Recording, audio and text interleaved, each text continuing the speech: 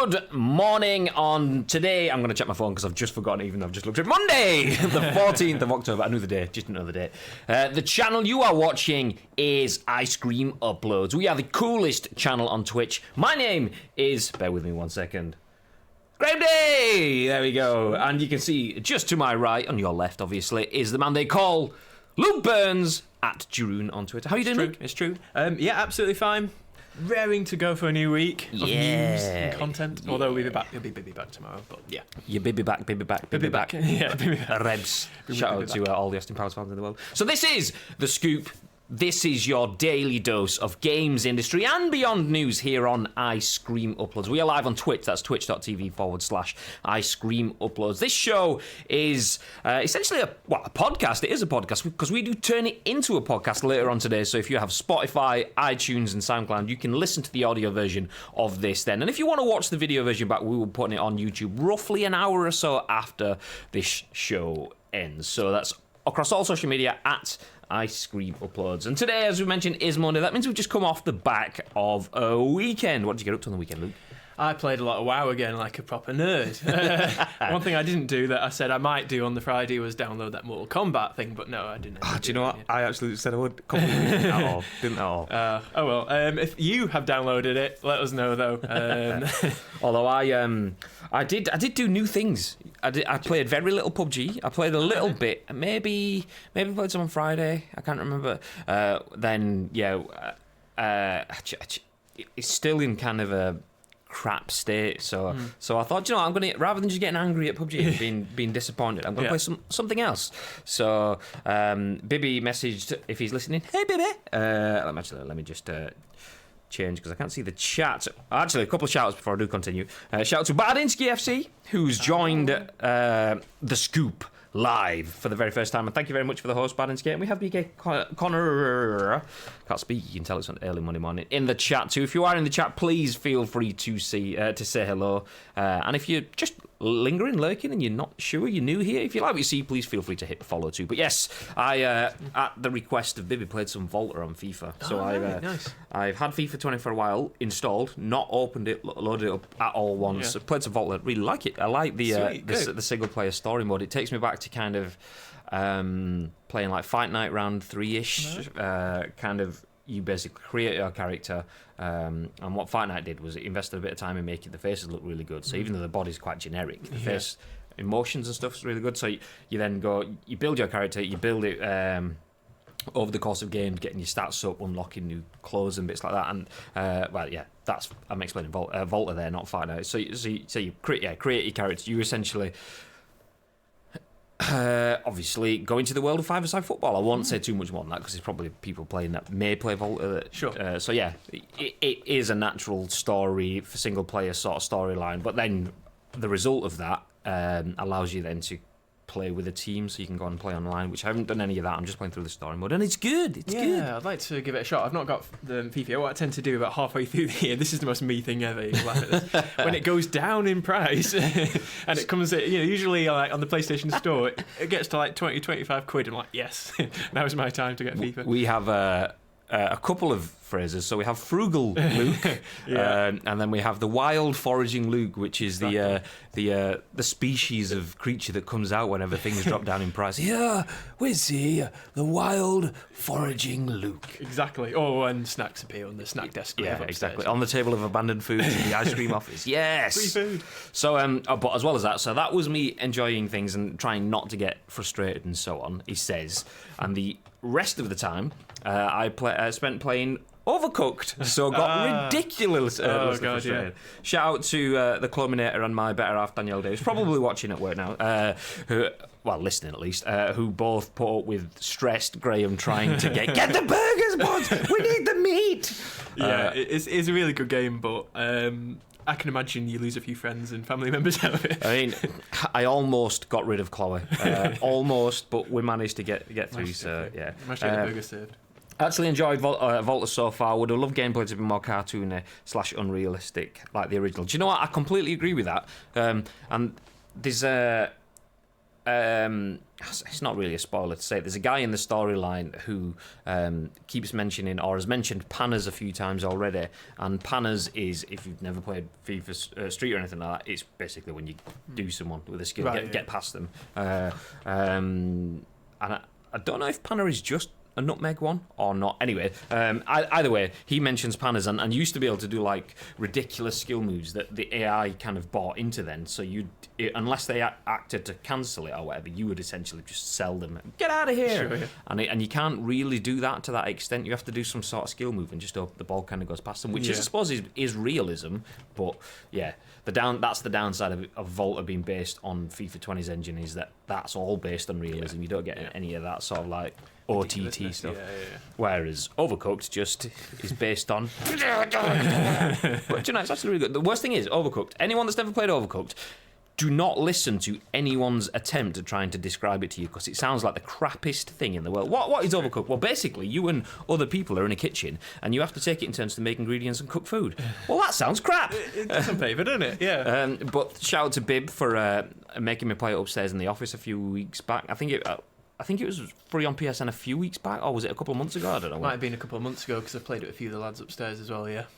So download it then, and been playing it all weekend, so once we get through that, we'll definitely be moving on to Overcooked 2. Extremely good game. But speaking of moving on, Luke's been playing WoW, I've been playing Overcooked and Volta, and it seems like everybody else in the entire Twitch world has been playing a certain game that people may have heard of called Fortnite.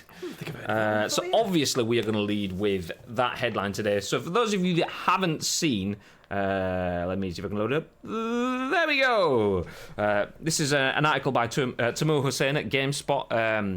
And as you can see from the headline, Fortnite's Season 11 The End event destroyed everything with a black hole. Welcome to the new age of Fortnite. So let's come back to the studio. So for that, essentially what happened, and I will probably butcher this because I stopped playing Fortnite about Season 1, and we've just had Season 11. So over the course of multiple seasons, there was a visitor that landed in Season 3 / scientist / I don't know real things, and then meteors. He was in the meteor that landed in Season 3 or something. Anyway, long story short, fast forward that to the end of the season, there is a massive rocket counting down towards what was called the end.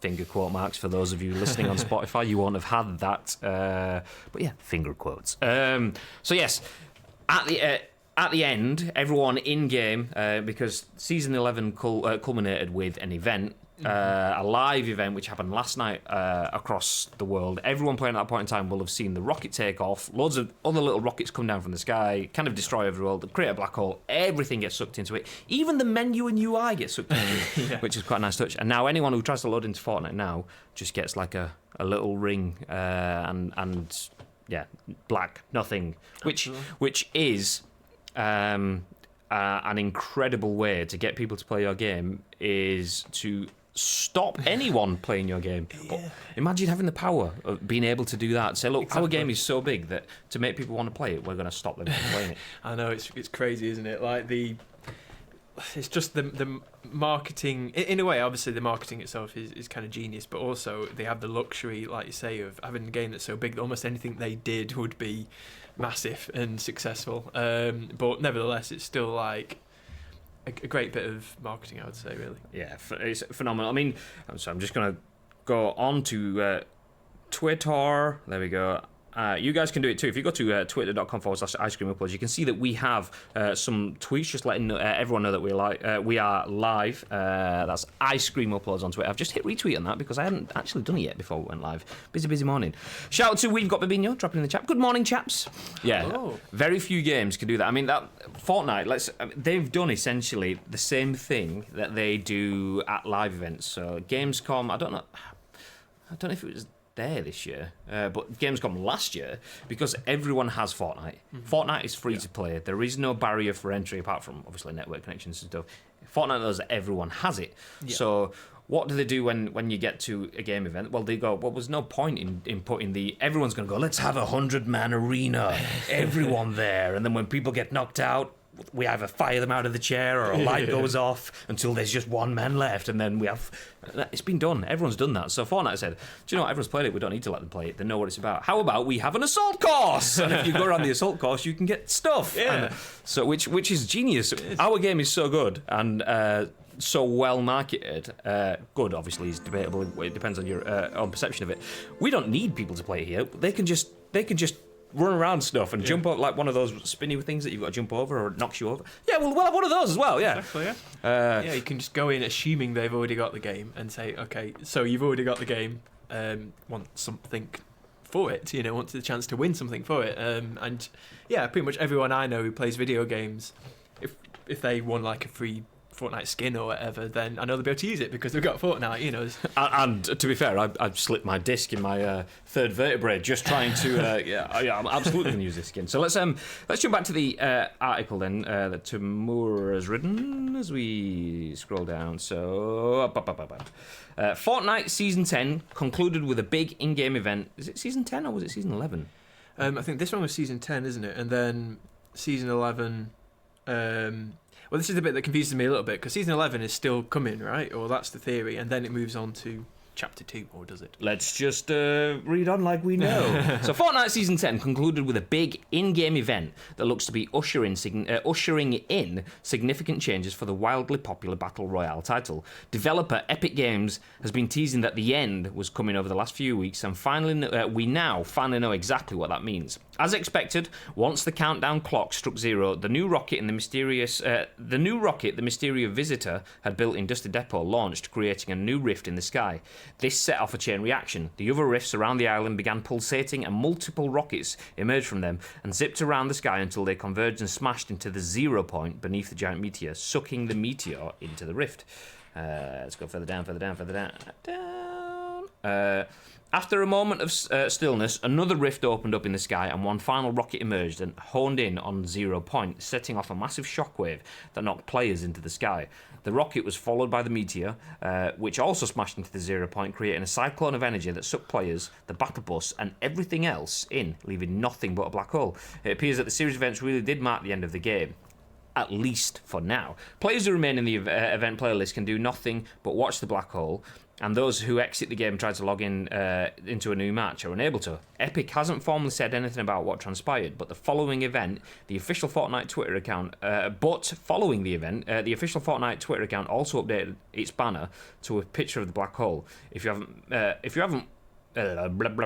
missed the event, you can watch a replay of it. Do we want to watch a replay or do we? Let's see if we get some pre-ads. Let's see. We get ads. Great. Let's come back to us while we just fill some time while 15 seconds of adverts play. Adverts. And let's go back to the stream. Unmute. Okay. Give me. Base game and 15 bonus skins.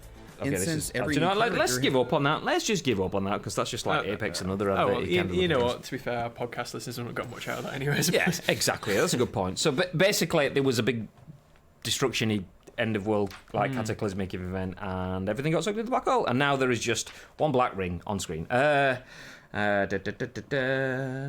black hole was the first event of season 11, I believe, says Connor. Thank you very much, Connor. Never played Fortnite. Probably should, says Crispo. Wow. Podcast listeners are going to be so confused.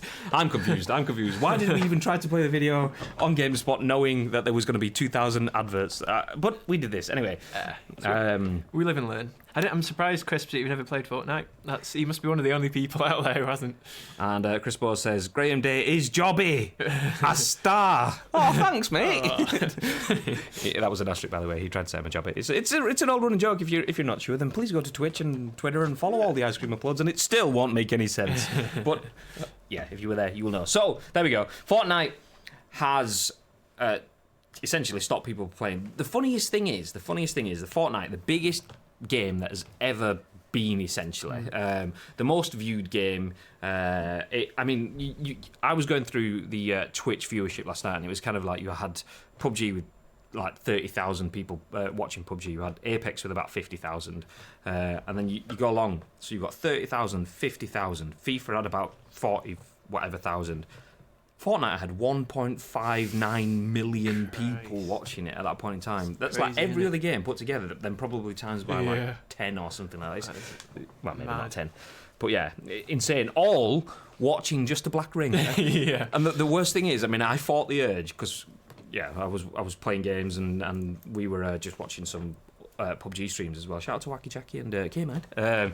So yeah, we were watching some stuff and we thought, should we watch this and just see what happens? Yeah. And we had it on for about 30 seconds and we were like, and I'm so glad we did because it's like 10 hours later Exactly, people you have just been sat there like, something's going to happen. But then numbers and things started spitting out of it, which, I mean, we have no idea what the numbers and stuff are. But yeah, nobody does. So that's the joys of it.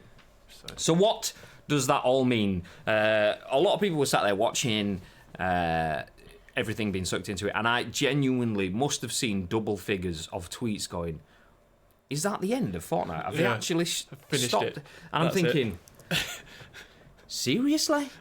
Do you think the biggest game, we've just spoke about 1.6 million people on Twitch watching it at one point in time, and like 8 hours of nothing and people watching it, like millions and millions of pounds. You think they're just going to go, yeah, it'd be good if we just stop it now, I'm lads. getting a bit sick of all this money. Yeah, we don't want the story to go down, so we'll stop when we're in our prime. No, that's not how the business works. I mean, it's like, let's just stop earning all the money and go to earning none of the money. No, especially when bringing in Dean Takahashi. This article from VentureBeat. I mean, this is just one that we found just because we knew this happened last week and we wanted to tie into it. So as I can bring this in, I believe it was Italian. There we go, yes. The Italian App Store on iOS leaked Fortnite Capitolo 2, which in my very northern Italian English kind of language says Chapter 2.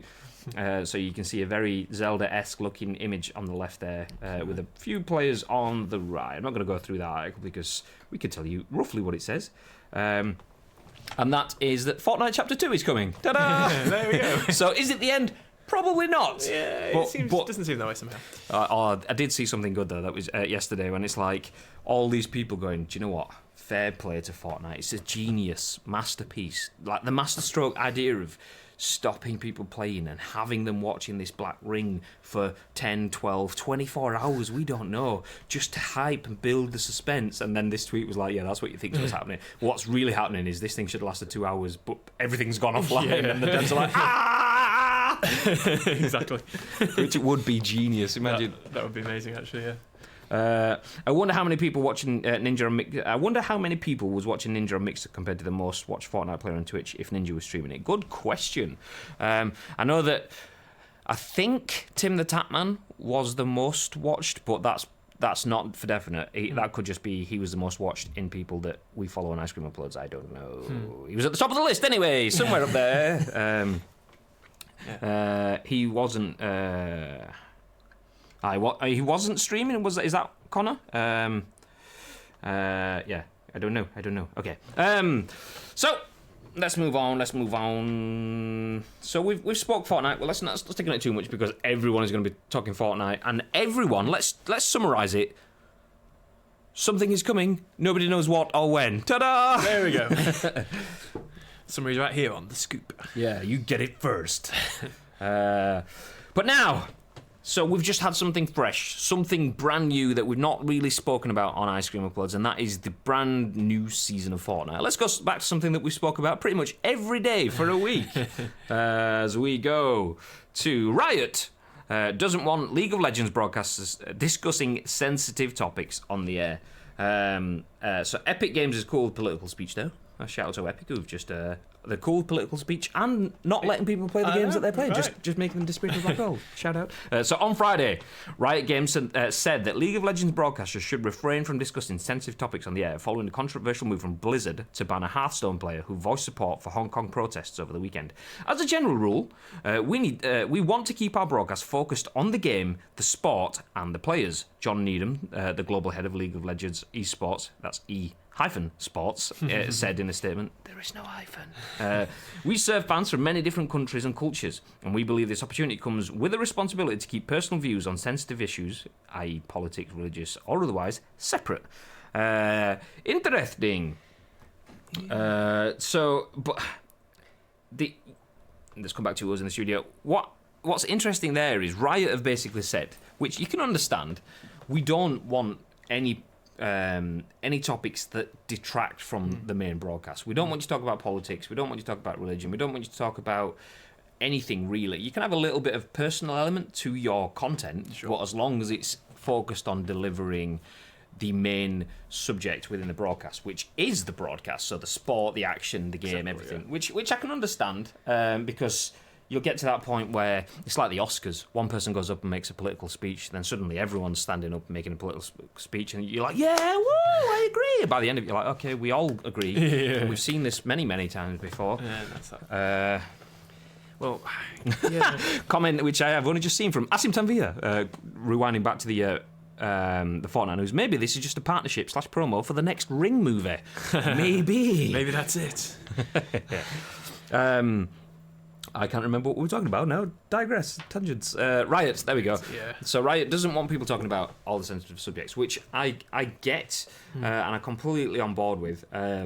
However, what do they do around that? If somebody does make a sensitive statement, particularly if something is very time relevant and apparent. So let's go back to Blitzchung and Blizzard. He wanted to make comment on stuff that's happening right now that's extremely relevant for him. Yeah. How would they react to that? Because I mean, it's true. Yeah, and what would they do? Because I mean, Blizzard got that wrong in themselves, didn't they? In terms of how they act, how they react to that. Are all these companies now going to? Do they have some sort of document on them where they're laying out sort of exactly how they're going to deal with these things? It's quite cool because I mean, we kind of praised Epic the other day for saying the right thing, even though they weren't really being held to task. Yeah, we think freedom of speech is cool. Awesome. You said right things. Good stuff is good. Great. However, Riot have said, yeah, okay, we think it's cool, but we still don't think it's needed in our topics. Yeah. And that's particularly from an angle that we'd probably be more aware of. So we've worked in delivering esports broadcasts for a number of titles, and you kind of have to hit the balance, and that's the thing. You've got one end of the spectrum, which is Epic going, yeah, it's all cool, man. And it's kind of like, yeah, but, I mean, I'm going to try sound like I know something about Riot games, i.e. League of Legends, when I have nothing. So you're a middle laner. So tell me more about your middle lane tactics. And then I'll go, yeah, I will do. But first, do you know what? When it comes to national ongoing sagas and stuff, at Tesco now sell Freddos at 25p or something obscene like that. And it's like, yeah, all right then. Okay, but your middle lane tactics? Oh yeah, the middle lane of Tesco actually has, my God, just get on topic. So are Epic inviting that level of, well, I mean, a little bit of an extreme there, because, I mean, if Freddos would, are they 25p? I mean, that'd be worth talking about. That'd be possibly. I don't know. No, I don't know actually. It might be 25p now, inflation. But anyway. So yeah.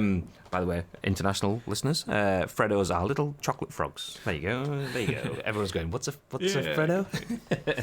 So, yes, Riot doesn't want League of Legends broadcasters discussing sensitive topics on the air. However, what I believe they have said, we don't have this on the article in front of us, what I believe they have said is that they aren't censoring. So they don't want the conversation, but they aren't censoring. And I remember seeing a tweet with a video clip of one of the casters, because they had been accused of being censoring, where there is a team called Hong Kong Attitude, or HKA, as they've called them for short, and people believe that they've started to call them HKA, so they don't actively say Hong Kong within it as a meaning of censorship. So Riot have despite saying that they kind of, they don't want to censor people. They just want to keep the subject, the topic on subject. No, yeah, that too. You know what I'm saying? I know what you're saying. Yeah.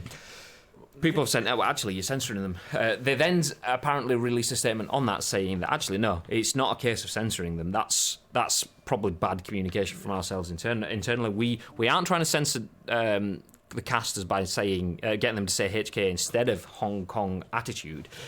What we are trying to do is I assume from what we've had to do in the past as broadcasters is create a level of consistency and easy to deliver names. So let's use an actual real life example. There we go. One of the best PES players in the world, PES Pro Evolution Soccer Football, football, football games. So one of the best players in the world ever at PES is an Italian guy called Eterito, who is actually called Eterito 97. Yes. Or is it 97? Is it 97? Well, yeah, good point. So that's when you get into the... So when casters are sitting there going, okay, well, that was a really good game there by Graham_D at Y, but not Y, it's a yen symbol, versus Eterito 97. I mean, where does it stop? So what we've tried to do is, okay, this is his spoken name. He is Eterito. That's how we pronounce the name. Yeah. Just leave the numbers and stuff. That's fine. So I assume someone at Riot has tried to do that, but hasn't fully passed on why. Okay, we're not saying Hong Kong attitude. We're saying HKA. So then the casters themselves have gone, we can't say Hong Kong. In this particular clip, the caster goes, and there was a great game from HKA, and you can see him self-censoring himself there. So, yeah, I believe that Riot... I'm not saying anything offensive there. They are doing the right thing. Yeah, it seems so to me.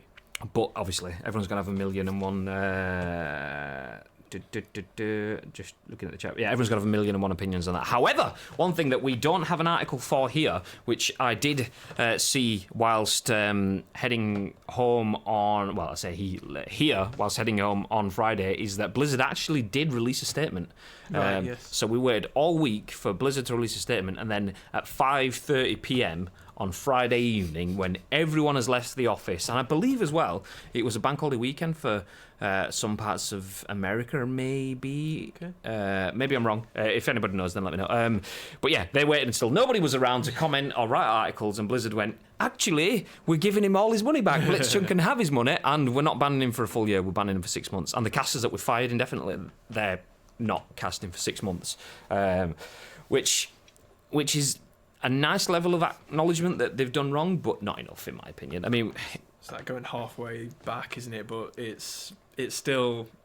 The debate's still out there as to whether they even deserve that 6 months ban or whatever. I mean, the casters don't deserve anything. Blitzchung said he still thinks it's quite severe because 6 months is a long time for him as an esports pro, which it massively is. Getting all his money back is good, but yeah, the casters shouldn't have been axed as well. Apparently there was comments saying that they were there to control him and they should have picked up what he was doing. They didn't realise the significance of the mask and stuff that he was wearing and so on. I mean, it's all hearsay, one side and the other one side, blah, blah, blah, blah, blah. So I would say just rescind it all. Just go back to it all. Say, look, okay, we can use this now. Everyone we've got eyes on. Yeah. We don't have to make an example of him. We can use the situation. It's example enough. We've fucked up. We've got a massive... We've not even mentioned BlizzCon, so they've got BlizzCon coming at the start of November. That's going to be fun. Yeah. We want to announce your games suck! Oh, nice, okay. We've got a new esports coming. Your esports are all funded by China! And all that. You know, that's the kind of things that's going to be coming. So, yeah, what they should do is say, okay, we fucked up.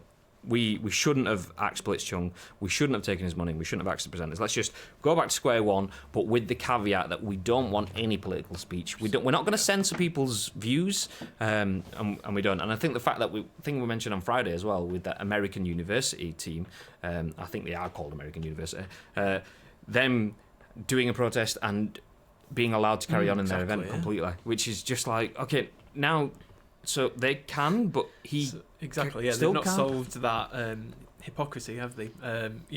Give the American guys a 6 months ban. I don't agree with it, but I mean, if you want to be sort of like on level terms, but yeah, like you say, it should just, considering the PR element of it as well, the fact that with BlizzCon coming up, like you say, you don't want to piss people off in that level, you know. Yeah, absolutely. Going to the chats, Connor's comment was saying that he doesn't think Ninja streams on Sundays are not for long because he watches the NFL. Fun fact. So he missed out on the end of Fortnite season 10 or 11 or 12 or 42 or whatever season it was. We don't know. Chris Bolo says, I can see their point, but it seems like a major cop-out. Obviously not wanting to offend sponsors and governments. Hi, both, says Carlos Powell, but where's Lee? Okay, this comes to an off-air conversation that me and Karl had. My name is Graham Day, and we also had, he said, do you have anyone called Lee? I was like, yeah, we do actually. He's like, you should have the Daily Scoop. I was like, hey. Which we used to have a member of staff called Toby Lee, so it was surnames. I'm surprised we never cottoned onto that. The Daily Show. Know, yeah. Yeah, how did we not do that? So yeah, Karl now controls all marketing for Ice Cream Uploads. So let's move on to.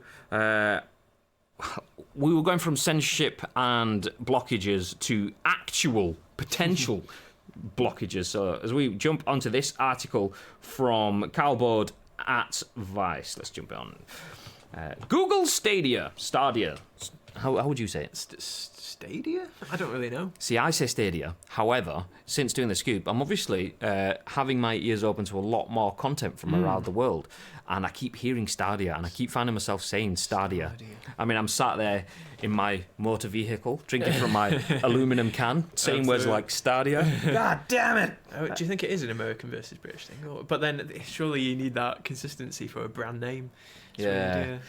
Yeah, good news. Saying that though, we've already established that even big American brands don't necessarily have consistency with brand names, because I wear Adidas trainers, whereas Bibby wears Adidas. Ah, okay. And we both wear Nike, even though it should be Nike. Yeah, exactly. So there you go. Maybe it's the cool thing. Yeah. So Google Stadia, that's what we'll call it now, is on a collision course with broadband caps. Study shows. Many gamers don't even know they have a broadband cap. That's about to change, says Karl Bode.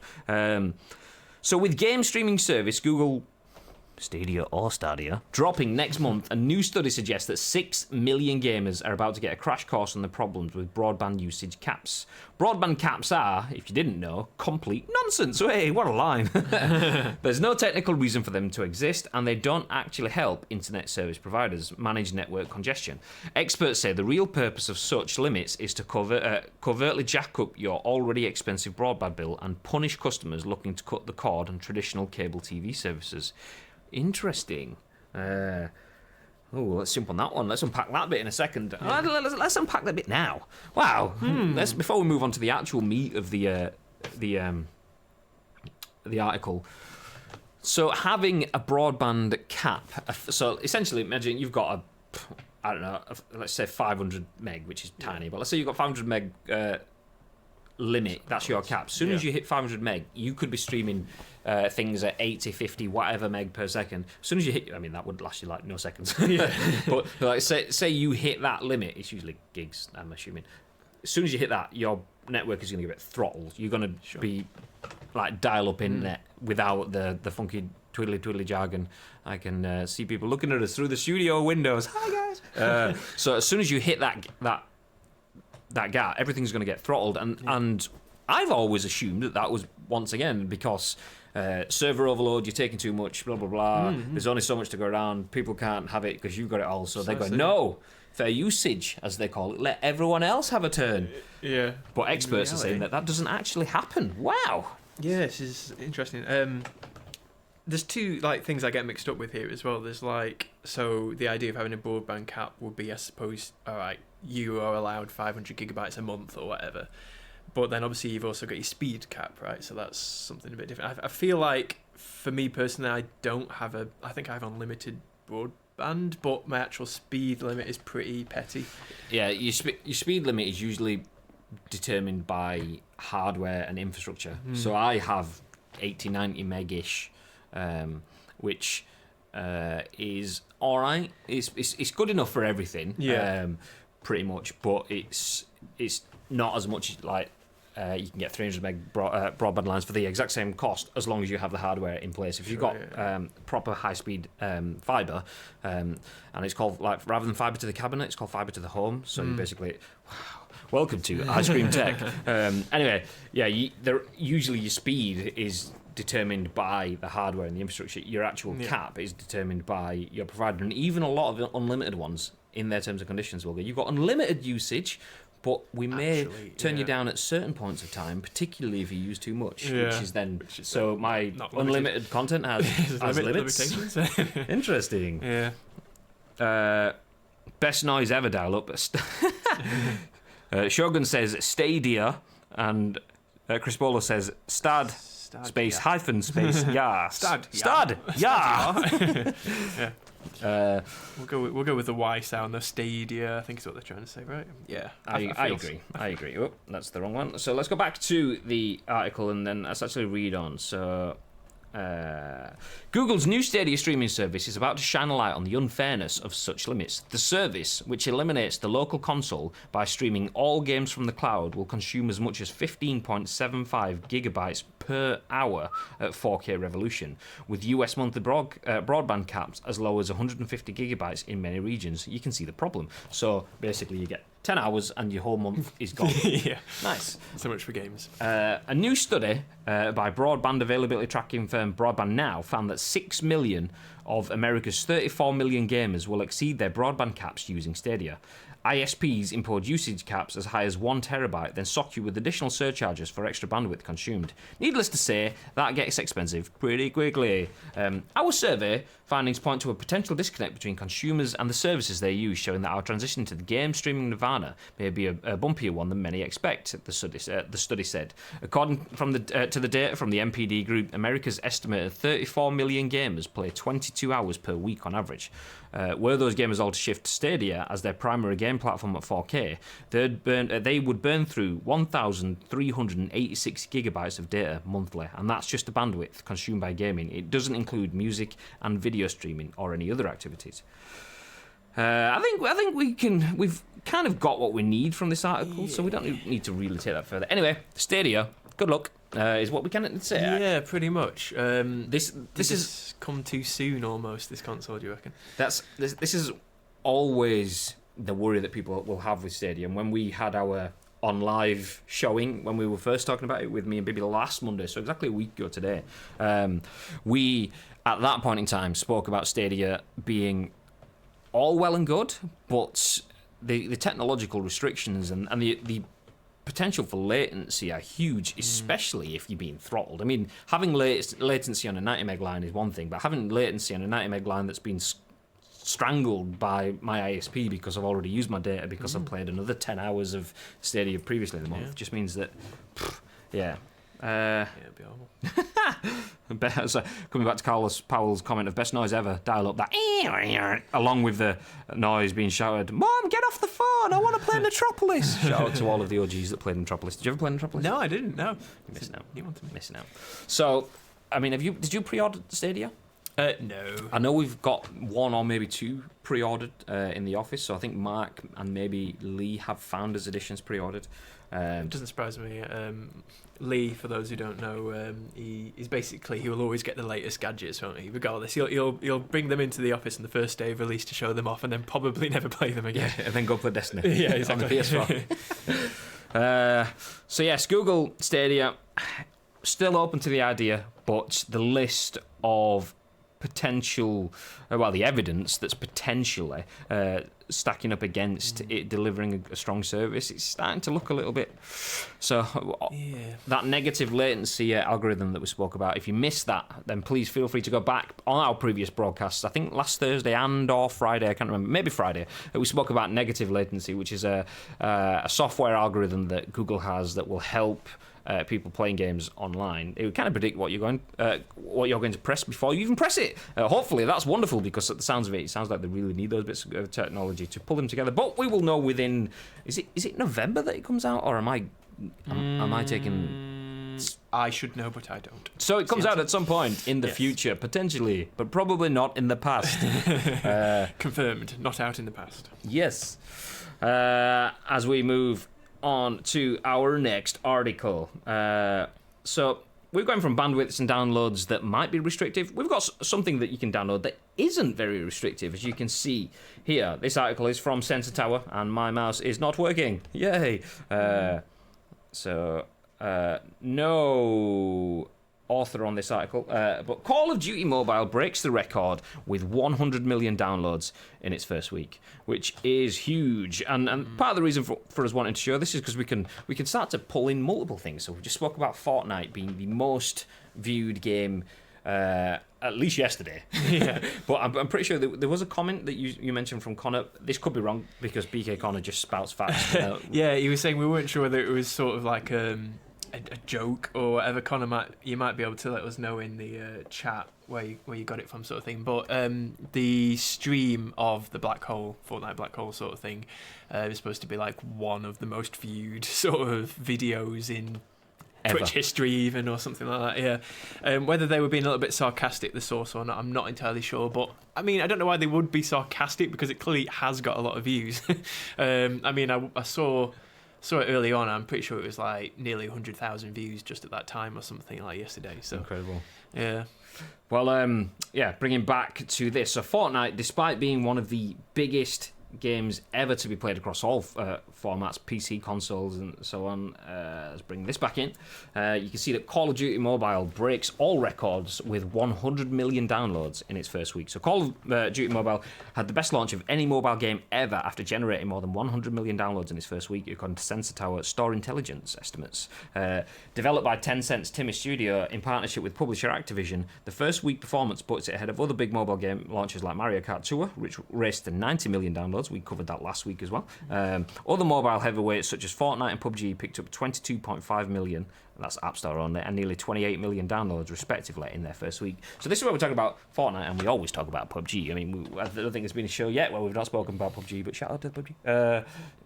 So there we go. Look at that difference. If you add up PUBG Mobile and Fortnite together, you're still only getting around half the amount of downloads that Call of Duty Mobile is, which just goes to show that ahead of Modern Warfare, Call of Duty brand is still in a really strong state. I mean, a lot of people will you talk about games that are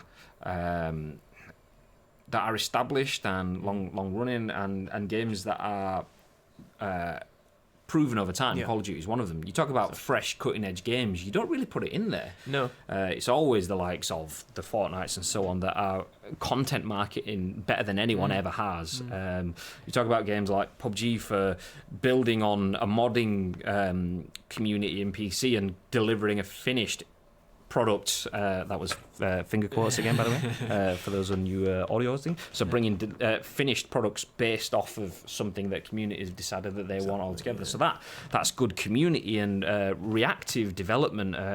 But all of that, you never think, oh well, Call of Duty's up there anymore. No, you don't. Well, I don't. You guys might do. Maybe you do. Let us know in the chat.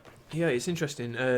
Like you say, it's been an established brand for years, Call of Duty, and I suppose you would have thought, oh, Fortnite's overtaken that easily. Fortnite's the edgy sort of brand, but the thing is, I'm not even a Call of Duty player actually, but maybe it's kind of nostalgic of me to be happy to see that it's still doing well. It's still a very established brand that, if maybe even mums and dads have heard of, sort of thing. It's nice. Oh yeah, it's good to see that it's still got a bit of kick to it, should we say? Well, last week I believe it was. I was either watching Bibby or Connor's screen, and some guy was essentially playing Call of Duty Mobile on a tablet, essentially streaming it, but playing with the tablet flat on the desk and kind of almost using like claw fingers as the controller. Yeah. And then obviously watching it on a separate screen, I believe he was. But yeah, I mean, so there's definitely a need for that there. But the good thing with Call of Duty Mobile, what that does is it gives access to all players, because it's not just Modern Warfare, which will come with Modern Warfare maps and so on. I saw either Crash or Backlot, I can't remember which one it was. It probably wasn't even either one of those, but it was one of the old Modern Warfare maps, so it has tie-ins for everyone. Nobody wanted to play Infinite Warfare or Advanced Warfare, I can't remember which one it is because they all sound the same. Everybody wanted to play Modern Warfare Remastered, and it's what Call of Duty Mobile does is it brings you a new gaming experience of Call of Duty, and it'll probably have new maps and everything. But I believe it has maps from all of the other games as well, so you might see, I don't know, I'm assuming you might see maps from the likes of Call of Duty World at War, Modern Warfare, and beyond in there, but you'll also see some of the new Modern Warfare 3 or Black Ops maps or whatever put in there too. Yeah, I guess that's how you utilise your history, as it were, take advantage of it. Yeah. And if you utilise it properly, then you can get 100 million downloads. That's very good, very good. Let's jump back to the chat. Crispo says Stadia releases in November in 14 countries. Nice. And Connor says the Fortnite event was one of the most viewed gaming events to Western audiences. And then Crispo, also following up on his comment, says, my birthday is in November.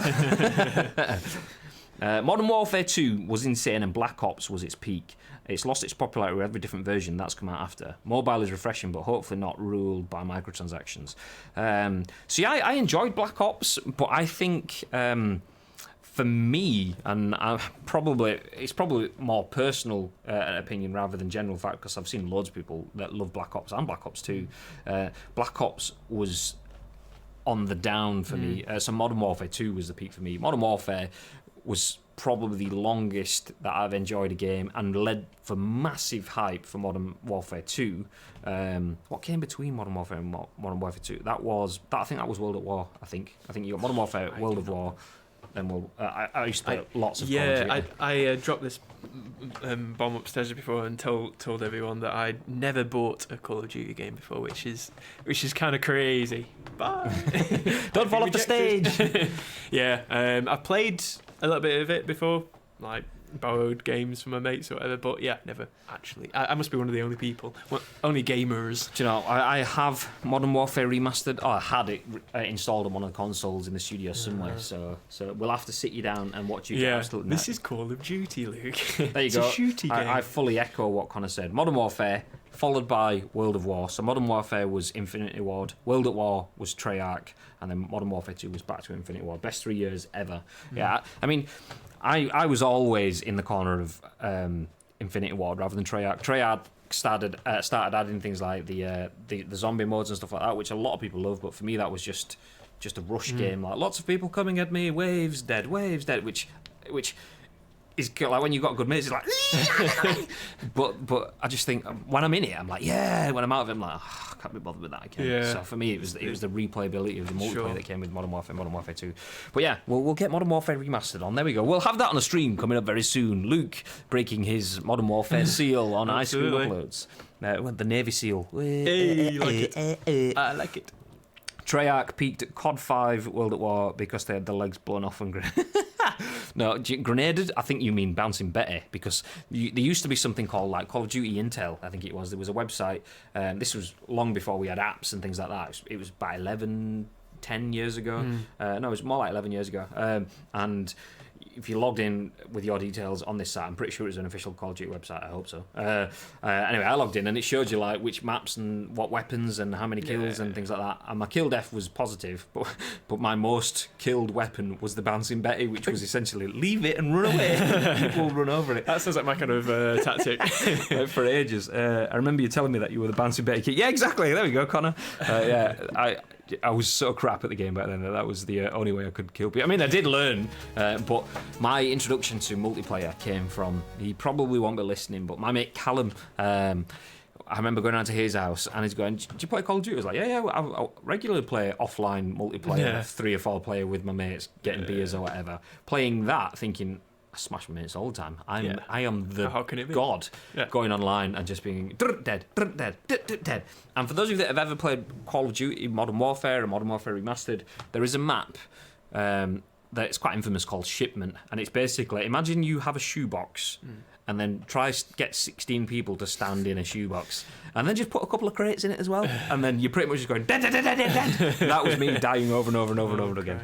So yeah, Shipment was my first ever Call of Duty Modern Warfare online game, and I got absolutely annihilated. Callum came back upstairs, I think he went to make a brew or something, he was like, my kill death. I was like, I'm so sorry, man. I think you guys can get more followers if you're making follower alerts. Thank you, Copmill. We do actually have follower alerts, Copmill, but we don't have it popping up when we are doing the scoop. The reason for that is, well, we kind of do. I think some do come through, but when we are recording the scoop gets cut down into podcast audio, and that can be quite frustrating, so that when people are listening and then you get like a... So we do, if you tune in every Tuesday, every Wednesday at 12, Josie is in the studio playing... she's playing Dishonored at the moment. But yeah, you sub, you follow, you resubscribe, you drop any bits, you will get notifications coming up on the screen. We just don't have it during the scoop. But thank you very much for the feedback. Very much appreciated. Rust was deadly too. Death's Galore. Oh, Rust. 1v1 and Rust, mate. Yeah, that's what it was. So many 1v1s, I'd call someone out and then get absolutely trashed. But I was probably about break even, where I was like an absolute don. Intervention, top of it. Pow! But then, yeah, so many just got absolutely annihilated. Nice studio, by the way. Thank you, Cop Mill. Thank you very much. Have you just followed or something like that? Because if we've missed your notification, then do you know what? Thank you. Welcome to the team. But yeah, we tried to go back through them all at the end of the broadcast, but we just don't want to kind of disrupt the stream for those of you, for those that might be listening on podcast services and the like. I'm trying to see the alerts, but I can't find it. Never mind, we'll come back to that. Oh, there we go. 2 minutes ago, Copmill did follow. Thank you very much for the follow, Copmill. Much appreciated. Once again, obviously, that's the reason we're not jumping on alerts. So Call of Duty Mobile, 100 million downloads, which is obviously huge ahead of the release of Modern Warfare. And also they've just had betas and alphas and all sorts of other things which have been hugely successful, and you can guarantee that there's going to be an absolute wedge spent on streamers. So in short, massive environment for Call of Duty heading into, and we spoke about it last week. If you are new here, if you're watching us on twitch.tv/Ice Cream Uploads, make sure you look at our past broadcasts or check us out on YouTube. You can see all of the previous broadcasts, or Spotify, SoundCloud, and iTunes. We spoke about Call of Duty World League. Is it the World League? Is that what it's called, Connor? Basically, Call of Duty Esports offering a franchise setup where teams can buy in to the league for a fee of 25 million, which only gives prizes of like 6 million, but that's the kind of news you want if you Call of Duty. Exactly, yeah. People have a massive demand for it, then you're going to sell 25 million worth of buying. Are you personally interested in trying out the mobile game if you're being a Call of Duty fan? Probably not. I am generally not a mobile gamer. Yeah. I have Fortnite downloaded. I don't think I've ever played it. Yeah, I've played a little bit of Fortnite on mobile. Don't get me wrong, like, for what it is, it plays okay. But I just don't think the potential could ever be there for it to play half as well as on console. Therefore, it's frustrating. I mean, the inclusion of, and we spoke about this last week too, the inclusion of controllers and accessories now being fully supported by iOS, which I'm an iOS user. Shout out to all phone users. Because I'm an iOS user, the fact that I can use a DS4 or an Xbox controller does kind of make it a little bit more enticing, but 9 times out of 10, unless I'm away, which we are quite a lot for Ice Cream, unless I'm sat in a hotel room somewhere, then I'm not going to play my phone when I've got a PlayStation and a PC and an Xbox. And you're not going to like just take your controller on the bus to work or train or whatever, are you really? Mummy, why is that man got no friends? I mean, obviously, that's a bit of a shitty way of looking at it. But yeah, essentially, I'm not a really big mobile gamer. I do have Fortnite installed. I do have PUBG, and I've played a few games of PUBG. But even things like, if you're on Twitch and you have a Twitch Prime sub, feel free to use it on twitch.tv/Ice Cream Uploads. But if you are a Twitch Prime user, there is some Prime loot for a PUBG skin for PUBG Mobile, and I'm not bothered. And I'm a northern man, a man from Yorkshire, so free stuff is like, oh yes, almost as much as loot. Almost as much as me. But yeah, it's not enough to pull me in. I probably will remain with that standpoint as well. That it's nice, but it's not for me. Yeah. But something that is for me, and this is probably our last article of today's scoop, is the PS5. That is definitely for me. And we're going to finish with a little bit of, and when I say on the job, I mean on the stream learning, because we have this, and we've kind of glanced through it, but we haven't fully digested it. So what you're going to witness is people learning as they read. See the cogs turn. Yeah, so this is interesting. Let's go through it together. So this is an article written by Whitson Gordon for IGN. So the PS5, what is ray tracing, and should you care? I mean, we've all heard ray tracing mentioned quite a few times over the last few months since Wired, I believe, got involved with the... Oh, no, it was back to the Spider-Man, the first demo. Oh, was that the Wired one? I think that was Wired as well. Anyway, when they showed Spider-Man loading on the PS4 and then showed it on a dev kit of the PS5, and the whole city was just loading so much faster. Yeah. And that was not necessarily benefit of ray tracing, that was benefit of SSD, but the lighting effects and the way that all looked was a benefit of ray tracing. So let's jump in. We just learned a whole lot more about the upcoming PS5 thanks to another interview with system architect Mark Cherney. And if you want to read, or not even read, but hear or see a lot more on that, then please feel free to check out our broadcasts from last week as we went over that release. And I think it was actually the title of one of our broadcast, so it should be easy to find. Just check it through on Spotify, YouTube, whatever. In it, he delved a bit more into how the PS5 will deal with ray tracing, the ultra-realistic lighting effects that have been all the rage on gaming PCs this year. Let's take a look at what this technology actually is, why you should care, and what it might look like on Sony's upcoming console. As you can tell, I'm getting mouth fatigue because my reading is going out of the window. Let me take a drink. Yeah, it sounds interesting though. I mean, spoilers in the article, but just to sort of have a think whilst you're sort of listening through to this, like, can my PC actually, well, how long will it take for my PC to actually be able to do this, and PlayStation 5, etc., because it sounds like it's going to take up a lot of processing power. To do what, I hear the people in the Twitch chat say. And what is ray tracing? That's the what. So how long will it take for us to be able to do that? So let's crack on. To understand this new technology, it helps to take a brief look at what has preceded it. Modern video games have long used a technique called rasterization to generate the image on your screen. The way it works is your computer looks at a 3D scene and calculates the distance to certain objects, where light is coming from, and which objects are in front of others. Using that information, it determines what colour each pixel should be. Pixel should be on your monitor, drawing the scene dot by dot as a 2D image. Over time, developers have improved on this tech quite a bit, giving objects the ability to cast basic shadows based on light sources, or using tricks like ambient occlusion to add extra shadows independent of light sources. But most games don't truly simulate the way that light behaves in the real world. They fake it with one technique or another, making it hard to generate truly realistic shadows and reflections. That's why you rarely see mirrors in video games, and when you do, the images within them are generally very crude. Fun fact.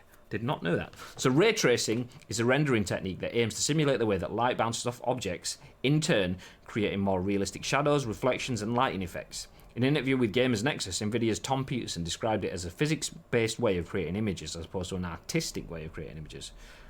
Let's read this last paragraph before we try to pick that apart then. In the real world, a light source, say the lamp in your bedroom, produces photons that bounce around the room until they reach your eye. Ping, ping, ping, ping. That's how they bounce back.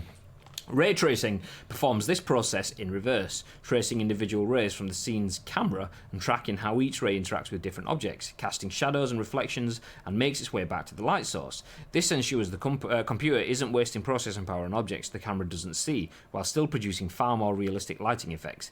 Disney made a great video explaining this process for path tracing, which is similar to ray tracing, which we've sampled in the GIF below. So I'll leave that GIF on the scene for just a few seconds. Yeah, for the benefit of our viewers rather than our listeners, it's a cool little description. Is pretty cool. Basically, for the camera to see the rock, the tree gets light bounced off the floor, which comes off the rock, which then comes from the sun, which is the lighting source in the room. That's pretty cool. Pretty cool. And now my thoughts on that are. Okay. No, I'm joking. So. I don't really. I'm trying to think of an angle to kind of pick that apart in which that kind of. Obviously, we're all excited for the PS5, and we're all excited for the likes of The Last of Us and Cyberpunk and GTA 6, which I. Let's go back to the weekend. I tweeted a tweet about GTA 6, and it was within the tweet I mentioned that it was a rumor, and I mentioned leaked quote marks in the air, and I mentioned. If this was real, and people were still butthurt at the fact that none of this is real. I was like, I know, I'm commenting on speculation. My God. But yeah, GTA 6 will potentially be another game, and if the rumours are real, they are location scouting, and it's due to come out at launch of the PS5. I mean, a lot of that does look a bit suspect, that article saying that Rockstar or Take-Two Interactive are going to go scout. There was a lot of things in that suggest it might not be real. However, there's nothing wrong with commenting on speculation. I'm not BBC. I can comment on speculation.